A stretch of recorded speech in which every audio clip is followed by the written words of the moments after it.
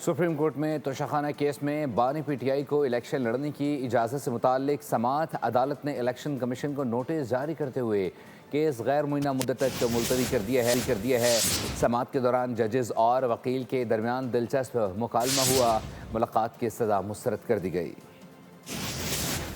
Supreme court میں توشاخانہ case میں بانی پی ٹی آئی کو الیکشن لڑنے کی اجازت سے متعلق اپیل پر سماعت ہوئی۔ سماعت جسٹس ہاشم کاکڑ کی سربراہی میں 3 رکنی بینچ نے کی۔ بانی پی ٹی آئی کے وکیل لطیف کھوسہ نے موقف اختیار کیا کہ اسلام آباد ہائی کورٹ نے توشاخانہ کیس میں سزا معطل کی تھی، لیکن فیصلہ برقرار رہا، جس کی وجہ سے بانی پی ٹی آئی کو الیکشن لڑنے سے روکا گیا، حالانکہ اس سزا معطلی کے بعد کوئی رکاوٹ نہیں ہونی چاہیے تھی۔ جسٹس ہاشم کاکڑ نے استفسار کیا کہ اگر سزا معطل ہو جائے تو کیا ملزم جیل میں رہے گا یا آزاد ہوگا؟ لطیف کھوسہ نے جواب دیا کہ سزا معطلی کے بعد ملزم آزاد ہوتا ہے۔ عدالت نے ریمارکس دیے کہ سزا معطل ہونے کے بعد بظاہر انتخابی عمل میں بھی رکاوٹ نہیں ہونی چاہیے۔ جسٹس ہاشم کاکڑ نے کہا کہ آپ نے ہائی کورٹ سے صرف سزا معطلی کی استدعا کی تھی اور عدالت نے وہی ریلیف دیا۔ انہوں نے وکیل کی جانب سے پیش کردہ حوالے پر بھی سوال اٹھایا۔ ریمارکس دیے کہ آپ اپنے ہی خلاف فیصلہ لے آئے ہیں، جس پر کمرہ عدالت میں قہقہے بھی گونجے۔ لطیف کھوسہ کی جانب سے بانی پی ٹی آئی سے ملاقات کی استدعا بھی عدالت نے مسترد کر دی۔